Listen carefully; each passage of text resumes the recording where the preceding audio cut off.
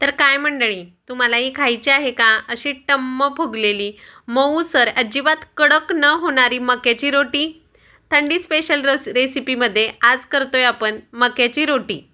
तीही अगदी सोप्या पद्धतीने मी तुम्हाला सांगणार आहे आणि मऊसर ही होईल, अजिबात कडक होणार नाही. त्या रेसिपीमध्ये भरपूर अशा टिप्स मी सांगितलेल्या आहेत, त्यामुळे व्हिडिओ स्किप न करता शेवटपर्यंत नक्की पहा. तर मग फार वेळ न घालवता रेसिपीला सुरुवात करू.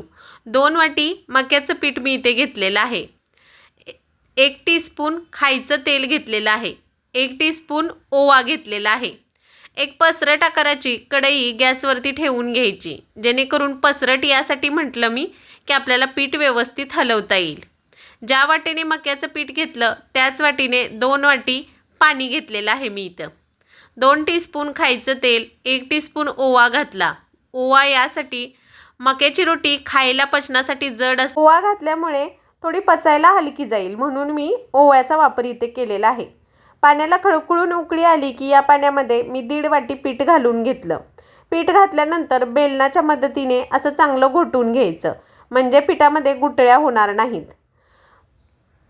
मक्याचं पीठ रवाळ असल्यामुळे शक्यतो करून यामध्ये गुठळ्या होतच नाहीत, परंतु असं बेलण्याने घोटलं की अजिबात एकही गुठळी होणार नाही यामध्ये.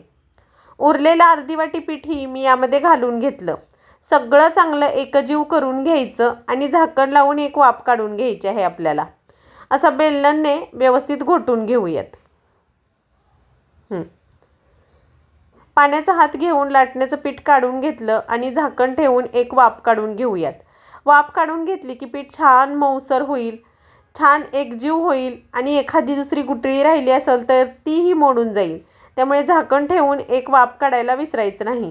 दणानून एक वाफ काढून घ्यायची आणि लगेचच पीठ परातीमध्ये ओतून घ्यायचं.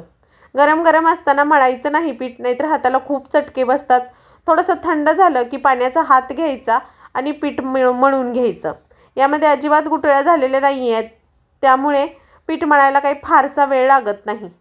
असं हाताने दाबून दाबून पीठ मळून घेऊयात आपण या पद्धतीने. आता या पिठाची तुम्ही थापून ही भाकरी करू शकता, परंतु मी लाटून केलेली आहे. लाटून छान होतात याची रोटी. एकदा नक्की करून पहा. थंडी आहे, थंडी संपायच्या अगोदर मक्याची रोटी आणि सरसोचा साग तर झालाच पाहिजे, नाही का? चला, आता पीठ भिजवून घेतलं. यामधला एक गोळा घ्यायचा, पोळपाटात पीठ लावून पोळपाटावर घेऊन लाटून घेऊयात. थोडासा असा चिरणला जातो हा बाजूनी, मक्याची रोटी असल्यामुळे. हे पीठ काही फार चिकट नसतं, त्यामुळे गरम पाण्यात घालून मी उकड काढून घेतली. पीठ लावून हलक्या हाताने आपल्याला जेवढी पातळ हवी आहे तेवढी रोटी लाटून घेऊयात या पद्धतीने. अशी पातळ अशी लाटून घ्यायची.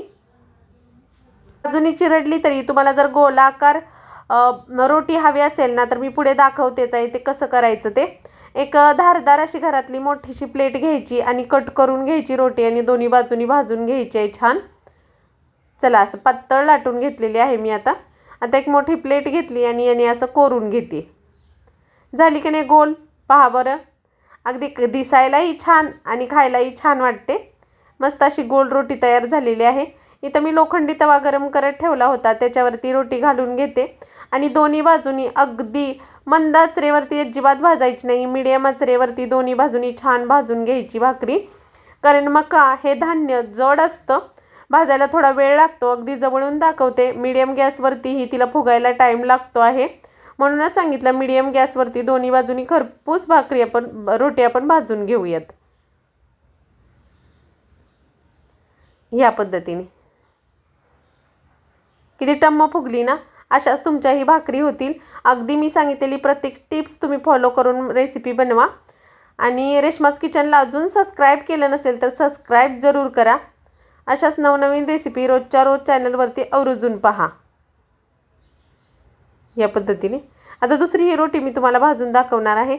अगदी सगळ्या रोट्या, एकच नाही सगळ्या रोट्या अशाच टम्म फुगल्या जातात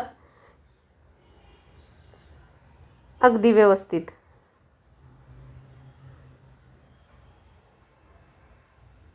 या पद्धतीने अलटीपलटी करत छान भाजून घ्यायची. इथे तुम्ही सुक्या कपड्याचा वापरही करू शकता दाबायला रोटी, परंतु त्याचीही गरज भासली नाही मला. अगदी दोन्ही बाजूनी अलटीपलटी करत छान अशा भाजल्या गेल्या या रोट्या, घवळ्या घवळ्या. चला आता काढून दाखवते. काढल्या की लगेचच गरम गरम याला तूप लावून घ्यायचं. सरसोच्या सागची ही रेसिपी उद्या संध्याकाळी 6 वाजता येईल मंडळी, तर ती तुम्ही नक्की पहा. आज रोटीची रेसिपी मी शेअर करते तुमच्याशी. रोटी अगदी मऊ नरम, अजिबात कडक झालेली नाही आहे, अगदी सुंदर आणि छान झालेली आहे. सागची ही रेसिपी उद्या पाहायला विसरू नकात. मस्त मऊसर रोट्या तयार झाल्या. च्या जेवणामध्ये असा सरसोचा साग, मक्याची रोटी असा बेत होता. तर मंडळी, कशी वाटली तुम्हाला आजची रेसिपी हे कमेंट करून सांगायला विसरू नकात. रेसिपी आवडली तर लाईक, शेअर, सबस्क्राईब ही जरूर करा. भेटूयात नवीन व्हिडिओमध्ये नवीन रेसिपीसोबत. तोपर्यंत बाय.